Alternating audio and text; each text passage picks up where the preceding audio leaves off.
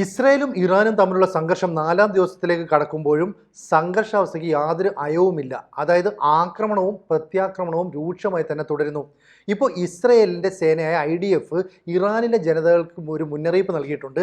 അതായത് ഇറാനിലെ ആണവ കേന്ദ്രങ്ങൾക്ക് സമീപവും ആയുധങ്ങൾ നിർമ്മിക്കുന്ന ശാലകൾക്ക് സമീപത്തും താമസിക്കുന്ന ആളുകൾ എത്രയും പെട്ടെന്ന് അവിടെ നിന്ന് പലായനം ചെയ്യണം. ഞങ്ങൾ അവരുടെ ആയുധ സംഭരണ കേന്ദ്രങ്ങൾക്കും ആണവ ഗവേഷണം നടക്കുന്ന സെന്ററുകൾക്ക് നേരെയും ആക്രമണം നടത്തും. ഏതെങ്കിലും കാരണവശാൽ അവിടെ ഇപ്പോൾ താമസിക്കുന്ന ആളുകളോ അല്ലെങ്കിൽ അവിടേക്ക് ഇനി പോകാൻ ആഗ്രഹിക്കുന്ന ആളുകളോ ഇനി ഒരു അറിയിപ്പ് ഉണ്ടാകുന്നവരെ അങ്ങോട്ടേക്ക് പോകരുത്. കാരണം ഞങ്ങൾ ഇറാനെ ആക്രമിക്കുന്നത് അവിടുത്തെ മതഭരണകൂടത്തിന് അന്ത്യം കുറിക്കാൻ വേണ്ടിയിട്ടാണ്. അവിടുത്തെ ജനങ്ങൾക്ക് സ്വാതന്ത്ര്യം നേടിക്കൊടുക്കുകയാണ് ഞങ്ങളുടെ ലക്ഷ്യം. അതുകൊണ്ട് ഇറാൻ ജനത മനസ്സിലാക്കണം, ഞങ്ങൾ അവിടേക്ക് ആക്രമണം നടത്തുക തന്നെ ചെയ്യും. ഓപ്പറേഷൻ റൈസിംഗ് ലയൺ എന്ന് പറയുന്ന ഞങ്ങളുടെ ഈ ഓപ്പറേഷൻ്റെ അടുത്ത ഘട്ടത്തിലേക്ക് നീങ്ങുന്നു. കഴിഞ്ഞ ദിവസം തന്നെ ഇസ്രയേൽ നടത്തിയ ആക്രമണത്തിലാണ് ബുഷ്ഹർ പ്രവിശ്യയിലെ ഈ പാൾസ് റിഫൈനറി, അതായത് ഇറാനിലെ ഏറ്റവും വലിയ എണ്ണപ്പാടം എന്ന് വേണമെങ്കിൽ പറയാം, അതായത് ലോകത്തിൽ തന്നെ ഏറ്റവും വലിയ എണ്ണപ്പാടങ്ങളിലൊന്ന്, ഇവിടേക്കാണ് കൃത്യമായിട്ട് ആക്രമണം നടത്തിയത്. ഇതിന് തിരിച്ചടി ഇറാൻ നൽകിയില്ല എന്നല്ല, ഈ തിരിച്ചടി നൽകിയതോടുകൂടി ഇസ്രയേൽ സടകുടഞ്ഞ് എഴുന്നേറ്റു എന്ന് വേണമെങ്കിൽ പറയാം. കാരണം ഇറാൻ ഈ ബാലിസ്റ്റിക് മിസൈലുകൾ ഉപയോഗിച്ച് ആക്രമണം നടത്തിയപ്പോൾ ടെൽ അവീവിലും ജെറുസലേമിലുമൊക്കെ വലിയ പ്രശ്നങ്ങൾ ഉണ്ടാക്കി. ബാത്യാം എന്ന് പറയുന്ന പ്രദേശത്തെ ഒരു 8 നില കെട്ടിടം പൂർണ്ണമായും തകർന്നു. ഈ തകർന്നതിൻ്റെ ഇറാൻ ആക്രമണത്തിൻ്റെയൊക്കെ ദൃശ്യങ്ങൾ ഇസ്രയേലാണ് ഔദ്യോഗികമായി പുറത്തുവിട്ടിരിക്കുന്നത്. സാധാരണഗതിയിൽ ഇസ്രയേലിലേക്ക് ഇത്തരം ആക്രമണങ്ങൾ ഉണ്ടാവുകയാണെങ്കിൽ അക്കാര്യങ്ങളൊന്നും പുറത്തു പറയാറില്ല. പക്ഷേ ഇവിടെ ഇസ്രയേൽ തന്നെ ഇറാൻ്റെ ആക്രമണത്തിൽ വലിയ നാശനഷ്ടങ്ങൾ ഉണ്ടായെന്നും ഞങ്ങളുടെ ഏതാണ്ട് 13ഓളം പേർ കൊല്ലപ്പെട്ടു അല്ലെങ്കിൽ 150ഓളം പേർക്ക് പരിക്കേറ്റു തുടങ്ങിയ വിവരങ്ങൾ കൃത്യമായിട്ട് പേര് സഹിതം പുറത്തേക്ക് വിടുന്നു. ഇതിനെ ലോകരാജ്യങ്ങൾ ഗൗരവത്തോടെയാണ് കാണുന്നത്. കാരണം ഇറാൻ ഇങ്ങനെ ഇസ്രയേലിനെ ആക്രമിച്ചുവെന്നും അതുകൊണ്ട് തന്നെ ഇസ്രയേലിൻ്റെ ഭാഗത്തു നിന്നുണ്ടാകുന്ന തിരിച്ചടി വളരെ കനത്തതായിരിക്കും, ഇതുകൊണ്ടാണ് ഞങ്ങൾ ആക്രമിക്കുന്നതെന്ന് ലോകത്തെ ബോധ്യപ്പെടുത്താനും സാധിക്കും. ഡൊണാൾഡ് ട്രംപും പറഞ്ഞിട്ടുണ്ട്, ഇപ്പോൾ ഇവിടെ വെച്ച് പ്രശ്നങ്ങളൊക്കെ ചർച്ച ചെയ്ത് പരിഹരിക്കുന്നതായിരിക്കും ഇറാന് നല്ലത്.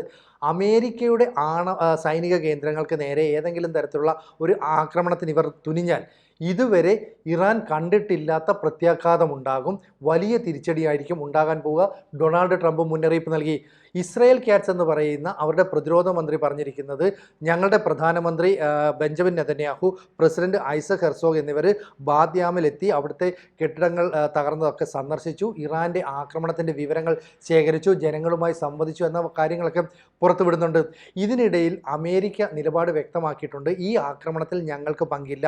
ബെഞ്ചമിൻ നെതന്യാഹുവിൻ്റെ ഇസ്രയേലാണ് ഇറാനെ ആക്രമിച്ചത്. അതുകൊണ്ട് തന്നെ ഗൾഫ് രാജ്യങ്ങളിലെ അമേരിക്കയുടെ ആർമി ആസ്ഥാനങ്ങൾക്ക് നേരെയോ അല്ലെങ്കിൽ ഈ കപ്പലുകൾക്ക് നേരെയോ ഒക്കെ ആക്രമണം നടത്താൻ തുനിഞ്ഞാൽ, പ്രോക്സികളെ ഉപയോഗിച്ച് അറ്റാക്കിന് ശ്രമിച്ചാൽ ഞങ്ങൾ ശക്തമായി തിരിച്ചടിക്കും, ഞങ്ങൾ ഇസ്രയേലിനൊപ്പം ചേരും എന്ന മുന്നറിയിപ്പാണ് നൽകിയത്. പക്ഷേ ഇറാൻ്റെ വിദേശകാര്യമന്ത്രിയുണ്ട് അബ്ബാസ് അരഗാച്ചി പറയുന്നത്, ഇത് ഇസ്രയേലും അമേരിക്കയും കൂടി അറിഞ്ഞുകൊണ്ടുള്ള ഒരു ഓപ്പറേഷനാണ്. അമേരിക്ക ഇവർക്ക് എല്ലാവിധ സഹായവും നൽകുന്നു, സൈനിക സഹായം നൽകുന്നു, ആയുധങ്ങൾ നൽകുന്നു, ഇതിൻ്റെയൊക്കെ വ്യക്തമായ തെളിവുകൾ ഞങ്ങൾക്കുണ്ട്. അപ്പോൾ അമേരിക്ക ഒരു ഇരട്ട റോള് കളിക്കേണ്ട കാര്യമില്ല. അമേരിക്കയ്ക്ക് ഇതിനകത്ത് വ്യക്തമായ പങ്കുണ്ട്. ഇതിന് ഞങ്ങൾ ശക്തമായ തിരിച്ചടി നൽകും. കാരണം 6ാം ഘട്ട ആണവ ചർച്ച നടത്താനിരിക്കുകയായിരുന്നു അമേരിക്കയും അതുപോലെ തന്നെ ഇറാനും തമ്മിൽ. അപ്പോൾ ഒമാനിൽ ഇങ്ങനെ ഒരു ചർച്ച നടക്കുമ്പോൾ ഈ ചർച്ചയും നയതന്ത്രവും പൊളിക്കണമെന്നുള്ളത് ഇസ്രയേലിൻ്റെ ആവശ്യമാണ്. അതിനു വേണ്ടിയിട്ടാണ് ഇസ്രയേൽ ഈ ആക്രമണം നടത്തിയത്. എന്തായാലും ഇസ്രയേൽ കനത്ത ആക്രമണം ഇറാന് നേരെ നടത്തുന്നുണ്ട്. ഇറാൻ്റെ ഈ വിമാനങ്ങൾക്ക് ഇന്ധനം നിറയ്ക്കുന്ന എയർപോർട്ടുകൾക്ക് നേരെയും ഇപ്പം ആക്രമണം നടന്നുവെന്നാണ് പുറത്തു വരുന്ന വിവരം. അപ്പം നിലവിലെ കണക്കനുസരിച്ച് ഇസ്രയേലിൽ ഏതാണ്ട് 13 പേര് കൊല്ലപ്പെട്ടിട്ടുണ്ട്. ഇവരുടെ പേര്, വിവരങ്ങൾ, അഡ്രസ്സ് എല്ലാം തന്നെ ഇസ്രയേൽ പ്രസിദ്ധീകരിക്കുന്നുണ്ട്.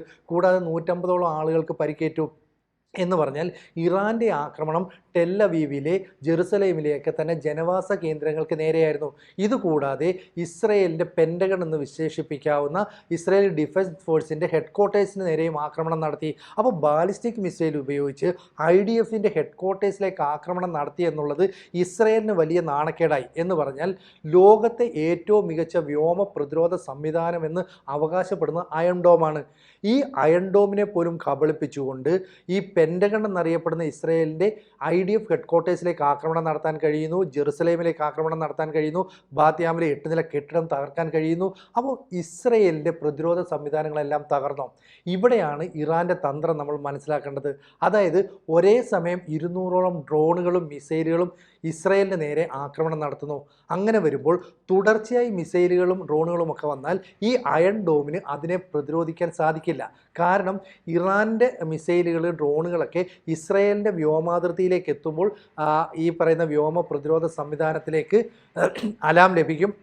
അതായത് അവരുടെ റഡാർ സംവിധാനം ഇത് കണ്ടെത്തും, ഡിറ്റക്റ്റ് ചെയ്ത് പ്രത്യാക്രമണം അല്ലെങ്കിൽ പ്രതിരോധം നടത്താനായിട്ട് പോകുമ്പോൾ മിനിറ്റുകളുടെ ഇടവേളയിൽ വീണ്ടും മിസൈലുകളും ഡ്രോണുകളും വരുമ്പോൾ അയൺ ഡോമിന് ചെറിയ പാളിച്ചകളുണ്ടാവും.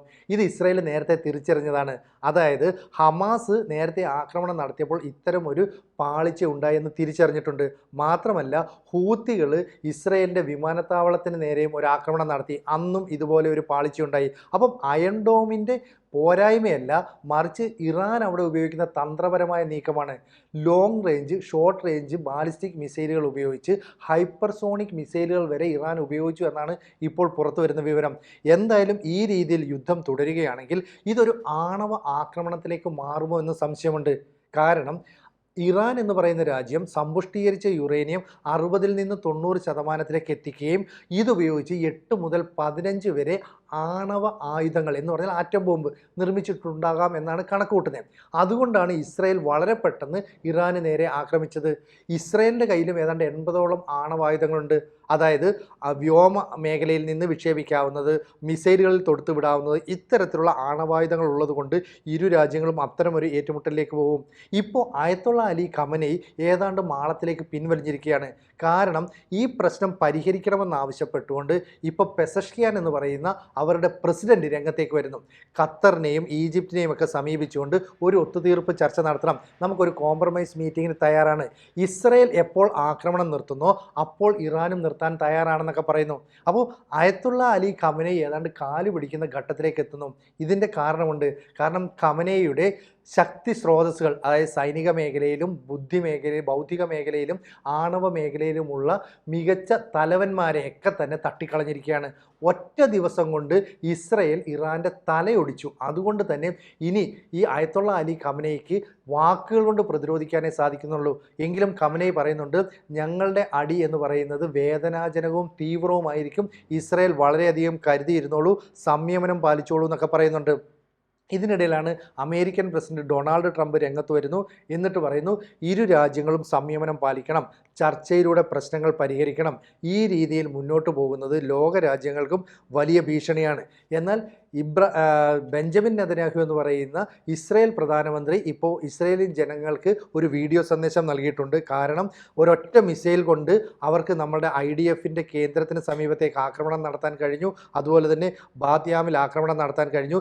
ഇത്തരത്തിൽ 20,000-ഓളം മിസൈലുകൾ അവരുടെ കയ്യിലുണ്ടായിരുന്നുവെങ്കിൽ ഒരു പക്ഷേ ഇസ്രായേൽ ഈ ഭൂമുഖത്ത് നിന്ന് തുടച്ചു നീക്കപ്പെടുമായിരുന്നു. അതിനെയാണ് നമ്മൾ പ്രതിരോധിക്കുന്നത്. അതുകൊണ്ട് ഇസ്രായേൽ ജനത കൂടെ നിൽക്കണം. നമുക്ക് ഇറാൻ എന്ന് പറയുന്ന രാജ്യത്തെ പൂർണ്ണമായിട്ടും ഇല്ലായ്മ ചെയ്യാം. അവരുടെ ആണവ പരീക്ഷണങ്ങളെ, ആണവ ആയുധങ്ങളുമായിട്ട് ലോകത്തിനുണ്ടാക്കുന്ന ഭീഷണിയെല്ലാം ഇല്ലാതെയാക്കാം. അത് ഇസ്രായേൽ ജനതയ്ക്കുള്ള സന്ദേശമാണെങ്കിൽ ഒപ്പം തന്നെ ഇറാനിയൻ ജനതയ്ക്കും പറയുന്നു, നിങ്ങളെ ഇവിടെ അടച്ചുകൂട്ടിയിട്ടിരിക്കുന്നത് മതഭരണകൂടമാണ്. മത നേതൃത്വത്തിൻ്റെ നിലപാടുകളെ നമുക്ക് പൊട്ടിച്ചെറിയണം. ഞങ്ങൾ അതുകൊണ്ട് തന്നെ അയത്തുള്ള അലി ഖമനേയി ഉൾപ്പെടെയുള്ള മത നേതാക്കളെ തീർക്കാൻ പോവുകയാണ്. അങ്ങനെ ഇറാൻ ജനതയ്ക്ക് ഞങ്ങൾ സ്വാതന്ത്ര്യം നേടിത്തരും. അത്തരത്തിലുള്ള ഒരു അട്ടിമറി പോലും ഇറാനിൽ ഒരുപക്ഷെ ഉണ്ടായേക്കാം. ബെഞ്ചമിൻ നെതന്യാഹുവും ഒപ്പം ഡൊണാൾഡ് ട്രംപും കൂടെ ഒന്നിച്ചൊരു നീക്കം നടത്തിയാൽ ഒരുപക്ഷെ ഇറാന് പ്രതിരോധിക്കാൻ കഴിയില്ല. കാരണം അമേരിക്കയുടെ യുദ്ധക്കപ്പലുകളൊക്കെ തന്നെ അറേബ്യൻ മേഖലയിലേക്ക്, അറബ് മേഖലയിലേക്ക് എത്തിക്കഴിഞ്ഞിട്ടുണ്ട്. ഏതെങ്കിലും തരത്തിൽ ഇറാൻ്റെ ബാലിസ്റ്റിക് ഹൈപ്പർസോണിക് മിസൈലുകളുടെ ആക്രമണം ഇസ്രായേലിന് പ്രതിരോധിക്കാൻ കഴിഞ്ഞില്ലെങ്കിൽ അതിനെ സഹായിക്കാൻ എന്ന വണ്ണമാണ് ഇപ്പോൾ അമേരിക്ക യുദ്ധക്കപ്പലുകളെ വിന്യസിച്ചിരിക്കുന്നത്. കൂടുതൽ വാർത്തകളും വിശേഷങ്ങളും നിങ്ങളിലേക്ക് എത്താൻ ABC മലയാളം സബ്സ്ക്രൈബ് ചെയ്യുക, ബെൽ ബട്ടണും അമർത്തുക.